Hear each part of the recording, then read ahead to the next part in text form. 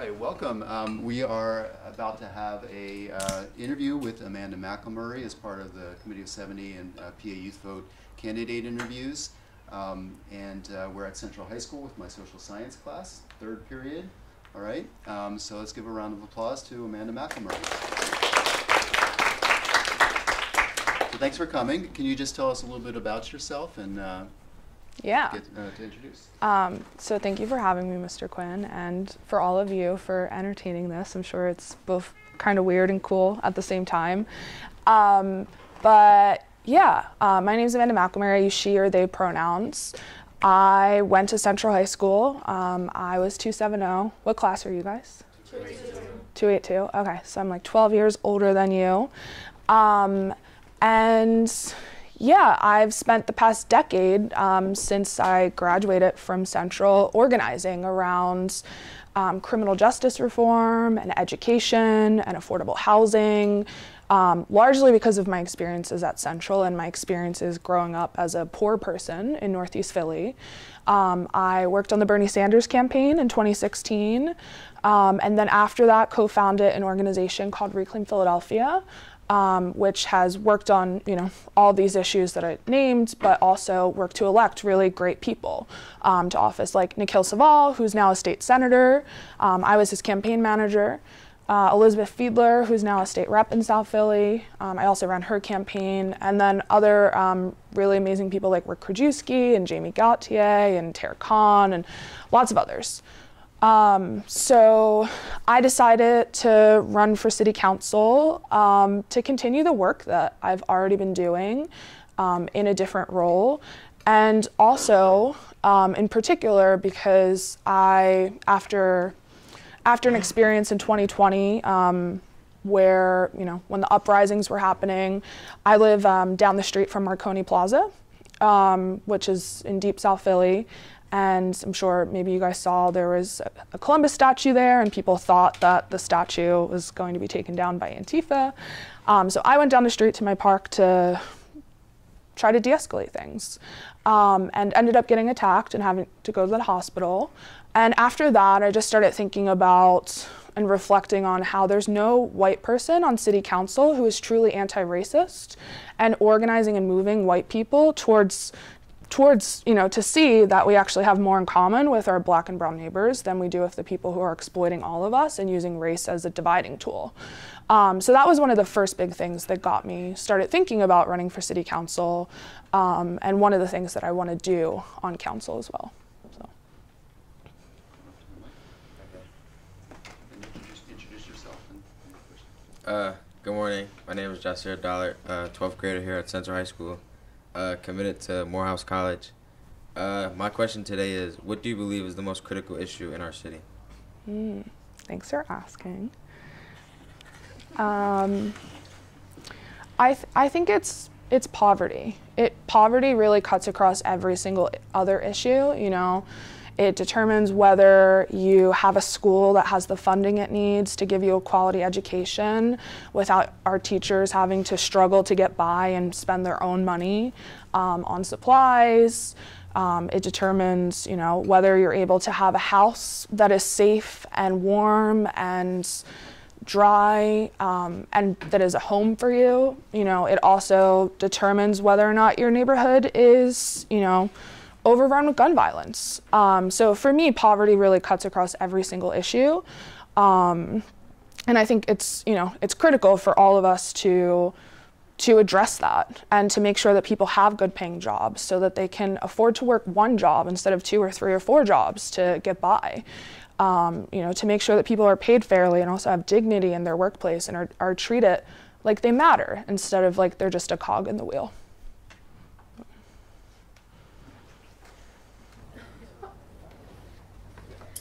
Hi, my name is Adriana Araya, and I'm a senior at Central High School, committed to University of Pittsburgh. First, thank you for your last answer. And our next question is, as a city council member, how do you plan to keep the neighborhoods and communities safe? More specifically, how will you plan to contribute to the effects of gun violence in Philadelphia and the long-term effects of changing the city's safety? Thank you. Cool. Thanks for asking.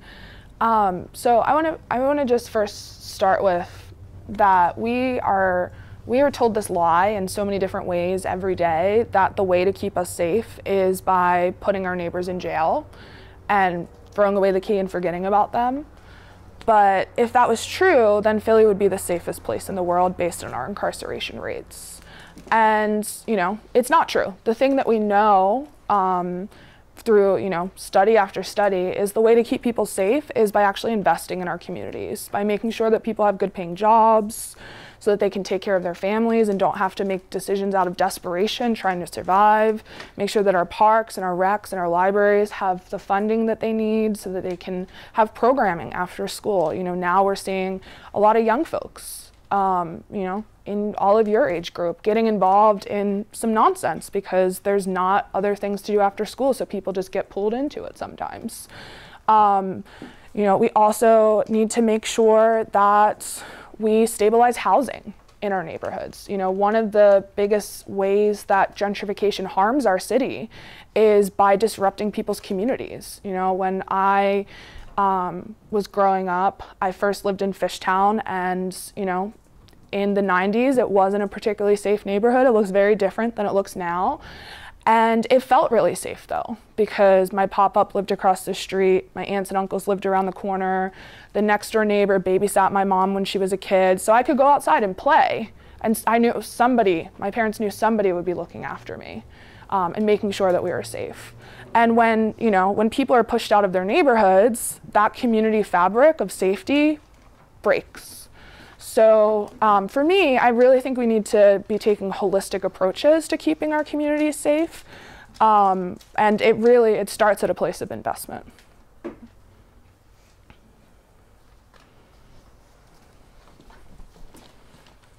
Thank you for your answer. My name is Davina. I'm a senior at Central. My question is, do you have any policies in mind that you would like to review and revise, and why? Yeah, thanks for asking, Davina. So the first thing that I'm going to push once I'm elected is a policy called rent control. Just by show of hands, who here has heard of rent control before or knows what it means? Okay, almost nobody. So rent control essentially means that that there's a standard for how much rent can be increased year to year. Right now, there's no standard or law about how much a landlord can increase rent year to year. So sometimes we're seeing rents double or triple because a neighborhood is changing and then suddenly the rent goes up, you can't afford to live there anymore, you have no choice, you're forced out of the neighborhood. So rent control essentially makes it so that rent can only go up a certain percentage each year, which really stabilizes rent prices, stabilizes neighborhoods, makes our neighborhoods more safe. You know, a lot of times people, when they hear about rent control, they're really worried. Does that mean that the rent never goes up? No, the rent still goes up. It doesn't allow landlords to price gouge, right? We don't allow price gouging on other things. We shouldn't allow price gouging on people's homes. It also doesn't mean that landlords don't make a profit. They still make a profit. It's just not, again, price gouging. So that's the first thing that I'm going to work to pass on council. And Councilmember Kendra Brooks, actually last session when she first got elected, proposed it. And the landlord lobby and the real estate interests in the city tried very hard to defeat her. They refused to let the bill go up for a vote. But we're going to have almost an entirely new city council, and it's going to be a really different dynamic. So we'll be able to, hopefully, you know, depending on what happens in 2 weeks when the election happens, we'll be able to pass real protections for working people across the city instead of just, you know, catering to the people who have the most but don't need much help.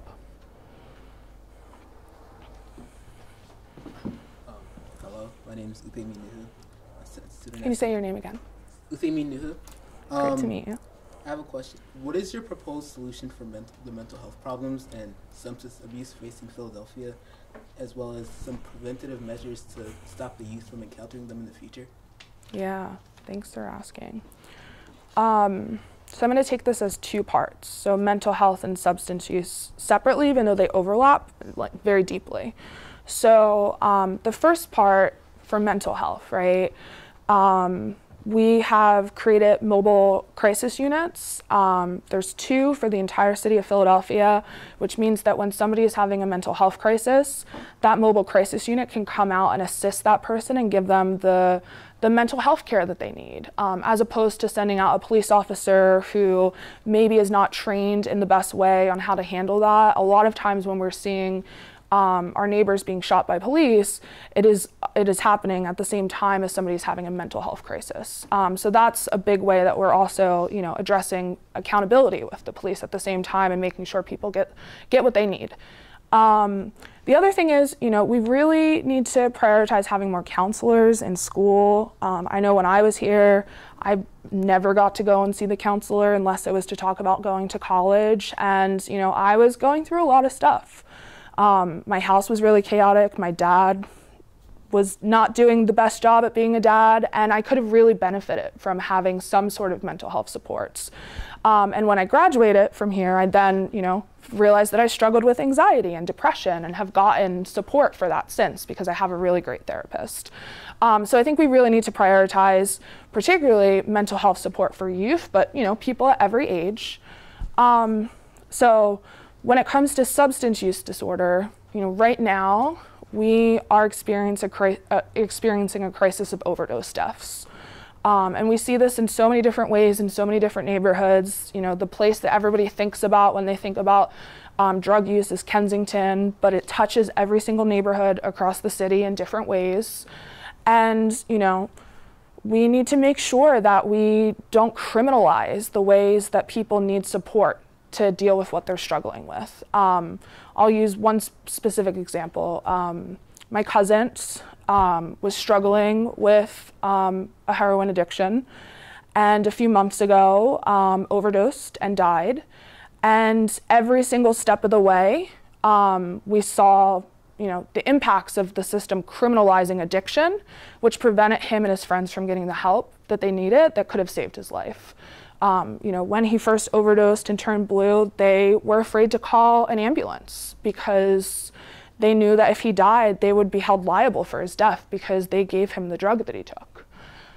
When the ambulance finally did come, because they knew that they had to call one, they sent him to the hospital as a John Doe and didn't tell them his name. So my family had to look across hospitals across the area looking for him. And all of those different things that happened are a direct result of the ways that we criminalize drug use and say that you are a bad person, you are doing a bad thing, you are now not human. So when it comes to substance use disorder, I personally really push for harm reduction. I'm in favor of having an overdose prevention site in the city, which would mean that people can go and use the drugs that they are already going to be using, but have a medical facility to do it in, and a medical professional there to help revive them if they do overdose. And that also creates pathways into rehab and healing for people, and ultimately prevents people from dying. So. Number two, cool. A follow-up question is, what is an anti-racist, and why are you the only one that's an anti-racist? Oh, okay. Yeah, so I can't speak for other people, so I wouldn't say I'm the only anti-racist, but I assume you're referring to city council. I said there's no white person who is anti-racist on council. So an anti-racist, let me back it up. People often say, I'm not racist, right? That's a thing that we hear all the time is, I'm not racist. I didn't do a racist thing. I didn't say a racist thing or think a racist thing. The entire world that we exist within is racist. The entire United States was built off of chattel slavery and built off of the labor of black folks in particular who were enslaved and brought here against their wishes from Africa. So, considering that as the foundation, the entire United States is built on a system of racism. It is the air that we breathe, it's the water that we swim in, it's the world that we exist within. Everybody is racist in some way, because there's not another way to be. We don't see another way to be. So I would say being not racist is not good enough. Being anti-racist, actively opposing racism, and pushing that we have more in common than we have in different, and that racism harms Black folks, it harms brown folks, it harms immigrants, and it also harms white people too. We need to, that is what I would say being anti-racist is. So, yeah. And I would say most civil rights leaders across history, I would say are anti-racist in particular. Okay, so we have a little lightning round. My name is Sarah Hogan, by the way. So what is the best Philly sports team? I have to say the Phillies. And then do you put your milk or cereal in the bowl first? Oh my God. Obviously the cereal. Who puts milk in first? What is your cheesesteak order? I try to get it finely chopped with pickles and ketchup and American cheese. Cats or dogs? Oof. Dogs. Do you put pineapple on pizza? I do. And then what is your favorite thing about Central? My favorite thing about Central is that people are encouraged to be themselves. Yeah. Do you feel that Central helped you in being like who you are today or where you are today? Yeah, absolutely. Yeah, when I don't know if you guys relate to this, but when I was in middle school, I was, the weird smart kid that didn't really have friends, and then I came to Central and everybody was the weird smart kid that didn't have friends, and it was like, it was okay to be interested in school and be interested in learning and be interested in the world, and that was a really transformative experience for me. So thank you. Yeah.